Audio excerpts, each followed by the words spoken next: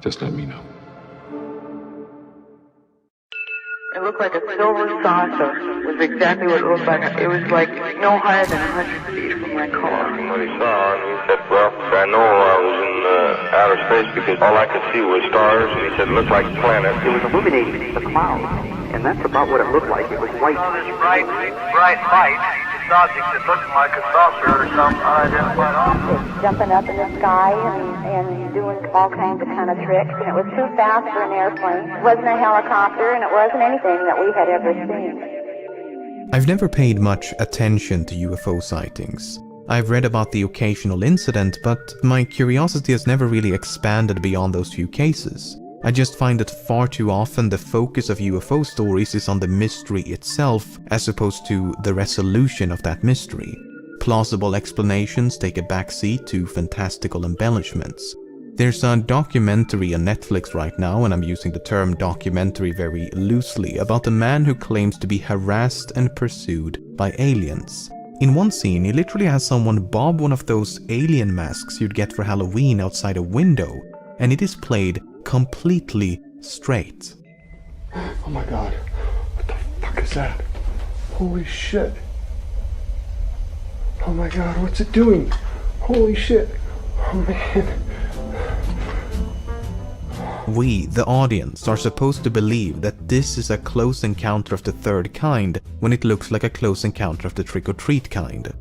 Nevertheless, this documentary did pique my interest, and so I began to learn more about the UFO phenomenon, immersing myself in this expansive mythos of which I only had a very limited understanding.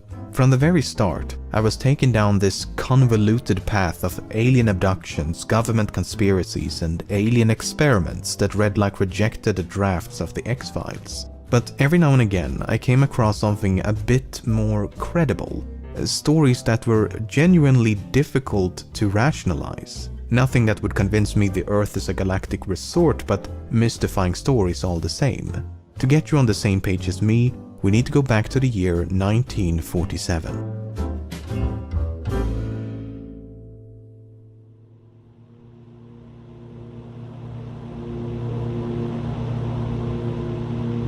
In the summer of 1947, news and government agencies across North America were flooded with reports of strange objects in the sky.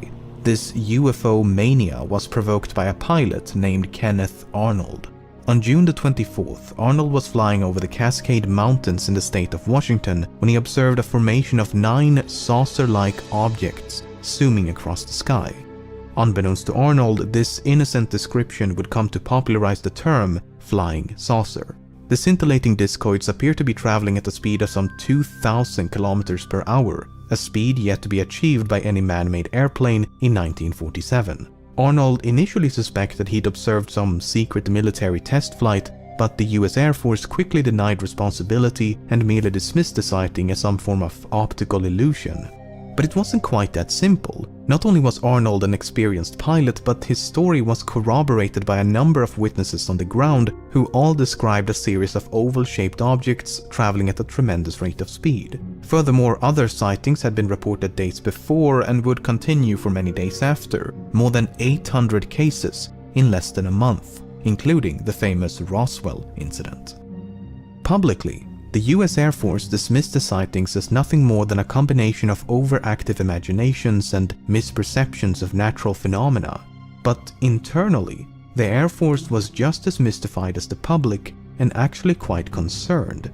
Hundreds of unrelated persons from all walks of life, including high-ranking military officials, scientists, engineers, politicians, and professional pilots, reported uncannily similar experiences in the span of a few weeks.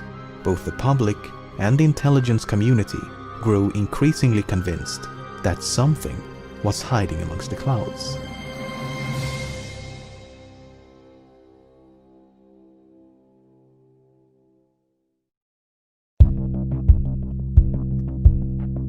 In late June of 1947, the Air Force covertly launched a preliminary investigation into the sightings, as they suspected that some UFOs could be vessels of foreign or celestial origin. By late September, the existence of advanced aeronautic vehicles could not be eliminated. While the majority of cases could be ascribed to natural phenomena, the maneuverability and evasive behavior displayed by some UFOs defied all conventional explanations. It was speculated that these seemingly mechanical UFOs could be part of some top-secret military project, either foreign or domestic. It was feared that the Soviet Union had seized German technology after World War II and developed some advanced aircraft capable of covert infiltration of US airspace. This led to the formation of Project Sign, a classified investigation that would attempt to determine whether or not UFOs posed a threat to national security. While the project members entertained a number of plausible causes, by the summer of 1948, a minority of credible and well-documented UFO cases could not be resolved. These cases became known as the unknowns.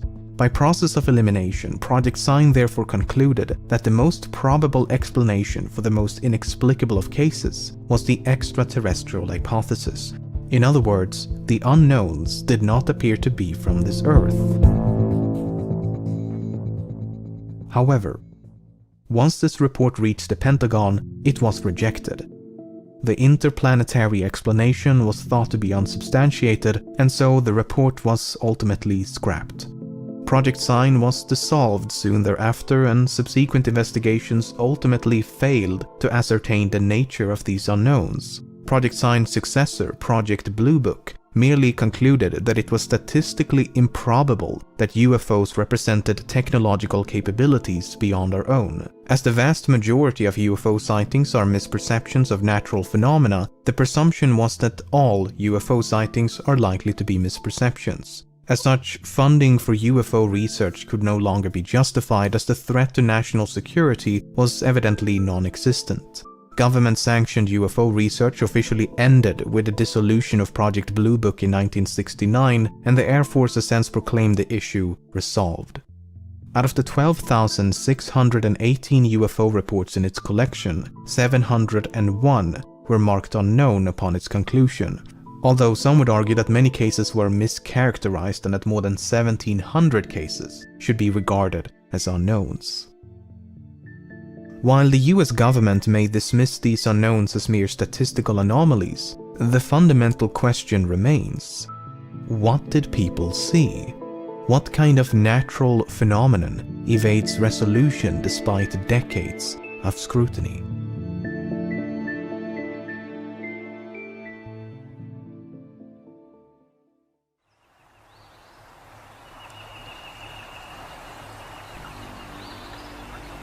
Late in the afternoon on May the 24th, 1949, 6 civilians were on a fishing trip on the Rogue River in the state of Oregon. Suddenly, one of them observed a round and scintillating object in the sky. It barely moved as it silently hovered some 1,500 meters above. It was difficult to discern any details with the naked eye, but fortunately one of them had brought a pair of binoculars with 8 times magnification. The binoculars revealed a clearly distinguishable metallic craft of unfamiliar design. It was round and flat, about 10 meters in diameter, and had a rounded fin on the roof. It had a reflective silver-colored surface that appeared to be somewhat dirty. It lacked any conventional means of propulsion and made absolutely no sound. After some 2 minutes of observation, the UFO gradually moved in the opposite direction of the wind until it disappeared with the speed of a jet plane. Besides the corroborating accounts and detailed sketches, what makes this case so interesting is that 2 of the civilian observers were also employed at an aeronautical research facility, so they had ample knowledge of aeronautics. Furthermore, the story never reached the public. This is important because if this was a hoax, one would expect the hoaxers to seek media attention, yet the witnesses refrained from speaking to the press. The story never reached the public eye until many years later, when ufologists uncovered the case files, which revealed that Project Blue Book had rather dismissively concluded it must have been a misidentified airplane or weather balloon. So all we need now is a plane shaped like a pancake or a self-propelled balloon unaffected by wind.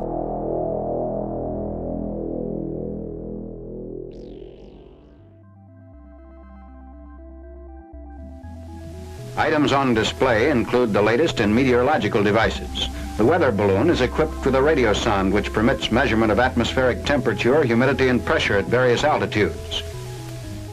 If you spend some time reading about UFOs, you will soon come across an explanation that is repeated time and time again. Weather balloons. The Battle of Los Angeles, balloon. The Roswell incident, top secret balloon. The Mantell incident, once again, a balloon. Unfortunately for proponents of the extraterrestrial hypothesis, it is often a rather convincing explanation. However, it is far less convincing when the witnesses of a UFO are themselves launching a balloon. On April the 24th, 1949, a group of 5 balloonists had just launched a weather balloon in the New Mexico desert and were tracking said balloon with a special telescope. Suddenly, the person operating the telescope sighted another object in the sky and alerted the rest of the group, who could all see the UFO with the naked eye. It had an elliptical shape and was white, silver, and yellowish in color.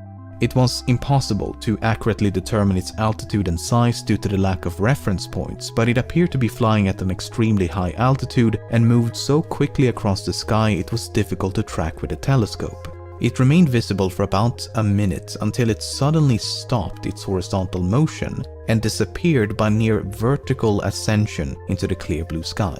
It made no sound and traveled crosswind. A year prior, a very similar incident had taken place on the 5th of April. 3 balloonists in the New Mexico desert were observing a weather balloon when they spotted a UFO moving at a very high rate of speed. It had a round shape and was white, gray, and goldish in color. It flew erratically across the sky and performed vertical loops for about 30 seconds until it disappeared. The desert was completely silent, yet the UFO violently maneuvered without making a sound. Then on January the 16th, 1951, 2 balloonists and a number of pilots and civilians in the New Mexico desert observed 2 UFOs in the vicinity of the balloon they were observing. The balloon had reached an altitude of 35 kilometers, and even though it was about 30 meters in diameter, the 2 UFOs were about 3 to 5 times larger and appeared to be flying above the balloon. They had an elliptical shape and were white and gray in color. They orbited the balloon for about 40 seconds until they disappeared into the distance at a terrific rate of speed. And these are just 3 examples of many similar cases, and despite the fact that the spectators involved could not have been more qualified to identify aerial phenomena, none could explain what they had seen.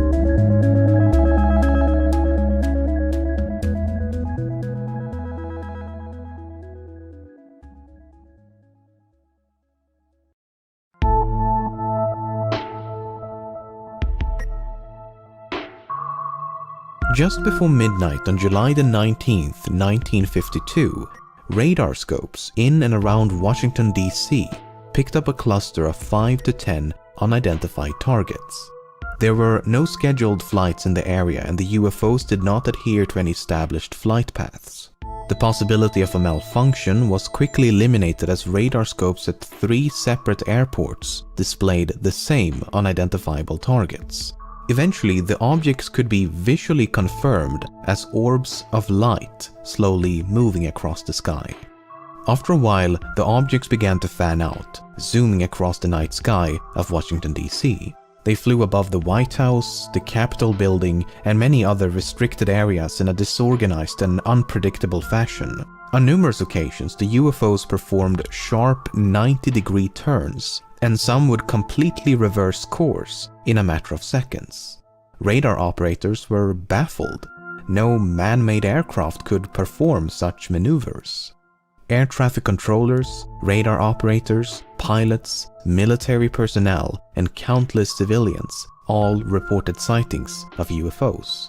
One pilot remained in close proximity to the UFOs for about 14 minutes, describing them as white lights with no recognizable shape. While some lights flew in parallel to the plane, others appeared to be flying outside the Earth's atmosphere. The sightings by the pilot also coincided with a radar detection, suggesting that these were indeed physical flying objects as opposed to radar misidentifications of some kind. After more than 3 hours, 2 jet fighters were dispatched to intercept the UFOs. But moments before they arrived, the objects accelerated to speeds in excess of 10,000 kilometers per hour and disappeared out of sight. However, when the jets returned to refuel, the UFOs returned to the skies. Some 5 hours after initial detection, the last UFO vanished from the radar scopes. But a week later, the UFOs returned once more. On the evening of July the 26th, numerous UFOs were observed streaking across the skies above and around Washington, D.C.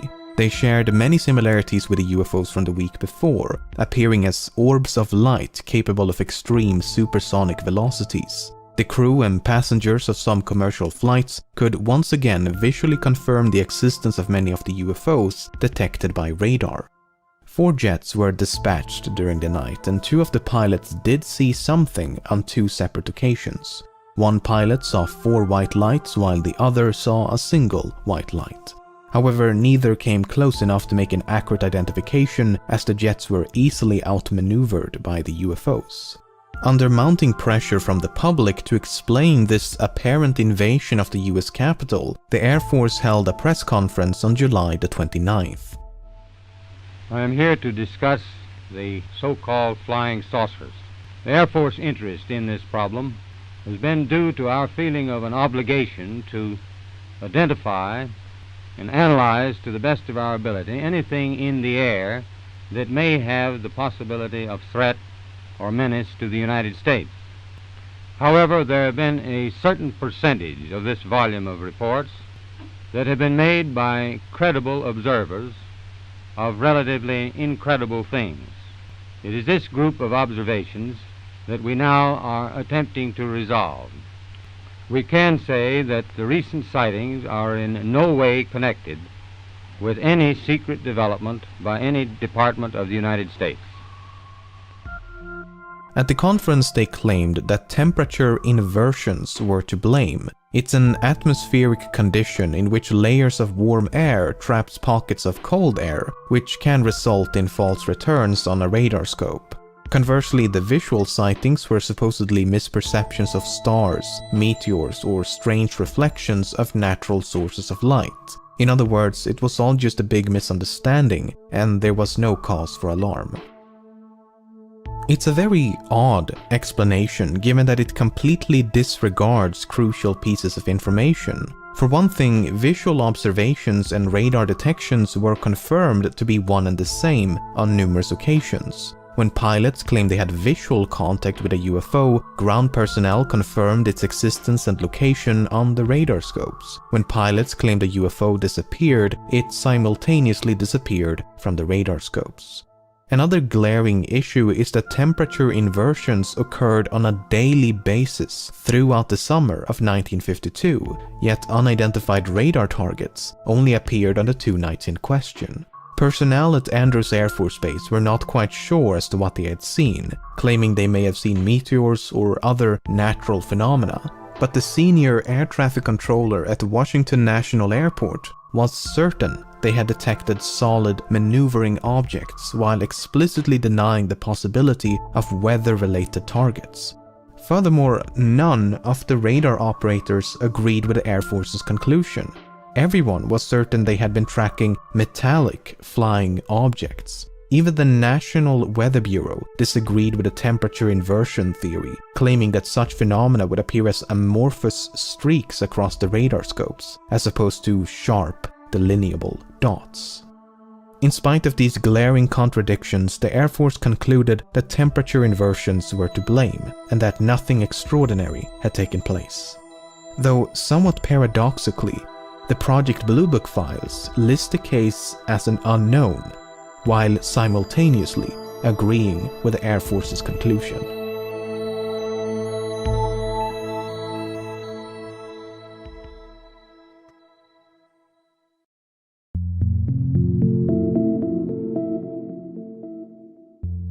On April the 24th, 1964, police officer Lonnie Zamora was chasing a speeding car outside the city of Socorro in the New Mexico desert when he was alerted by a loud noise and a bright flame in the sky. Believing it to be an explosion, he broke off the chase and drove towards the light to investigate. The flame was blue and orange and appeared to be descending towards the ground about half a kilometer away. After a difficult drive through the rough terrain, he noticed a white and silver-colored object some 200 meters distant. It initially appeared to be an overturned car, and he could see two men in white coveralls standing beside it. The two men seemed alarmed by Zamora's presence and looked straight at him, but after clearing a small hill, which momentarily obstructed his view, the two men had vanished. Zamora could now discern that it wasn't a car, but some kind of elliptical object supported by 4 metallic legs. The white ellipsoid was about 5 meters in diameter and had a red insignia printed on the side. He then proceeded on foot and was about 30 meters away when he heard loud thumps as if someone closed a door, and then a smokeless flame reminiscent of a welding torch suddenly erupted beneath the craft. The flame was once again blue and orange in color, and it produced the same roaring sound that was increasing in frequency. Ever so slowly, the object began to rise. At this point, Zamora became frightened, and the loud noise gave him the impression that the UFO was about to explode, so he ran for cover behind his car. But after a while, the UFO went completely silent and was now hovering some 6 meters above the ground. Its speed gradually increased until it disappeared into the distance. While Zamora was the only person to observe the craft up close, a number of witnesses had independently reported sightings of an oval-shaped UFO and a bluish flame before the story had reached the press. One particular witness had observed the descent of an oval-shaped UFO and a police car chasing after it. A second police officer arrived within minutes, and both the FBI and the Air Force would soon converge upon the site. The supposed landing site was thoroughly investigated and photographed. Grass and bushes had been burnt and were still smoldering when the first officers arrived at the scene. Some of the burnt plants were notoriously difficult to set aflame. The investigators also uncovered 4 wedge-shaped indentations in the ground, and they appeared to be fresh as the dry topsoil had been pushed aside, revealing the still moist subsoil. A cluster of footprints were also discovered within the rectangular region of the indentations. No helicopters had been in the vicinity. The insignia on the craft could not be identified. The site was not radioactive, radar had not picked up any unusual activity, nor did the soil samples collected from the landing site reveal any evidence of chemical propellants. Some claim that vitrified sand had been collected, which is when extreme heat melts sand into glass. However, others refute this claim, so it's difficult to know for certain. Nevertheless, none of the investigators believed it to be a hoax. The cluster of footprints were localized and did not lead away from the indentations. Assuming Zamora created the indentations himself and somehow managed to ignite the near inflammable vegetation, he must have done so without leaving any evidence or footprints except for a small cluster near the center. Zamora was deemed highly reliable by everyone who knew him, but more importantly by those who interrogated him. Despite plenty of opportunities to do so, he never capitalized on the sighting, nor did he seem to appreciate the attention the story attracted. No evidence of a hoax has ever been uncovered, and Zamora's integrity remained intact until his death many decades later. The Project Blue Book investigation failed to reach a conclusion. The most plausible explanation seemed to be that Lonnie Zamora had witnessed some kind of classified experimental aircraft, an explanation favored by the local population as well as Zamora himself. Given that the highly secretive military testing range known as the White Sands Proving Grounds is located right next door, this is certainly a possibility. However, the unusual design and advanced capabilities of the craft observed still makes it difficult to believe. Unsurprisingly, the military denied the existence of such a craft. Many years later, the Air Force captain in charge of the investigation recalled a strange phone call he'd received at the time. A high-ranking military official at the Pentagon had called and personally questioned him about the case, which he found to be highly unusual. He thought it was unconventional for a colonel to be making such a call, and so he wondered, why in the world were they so interested?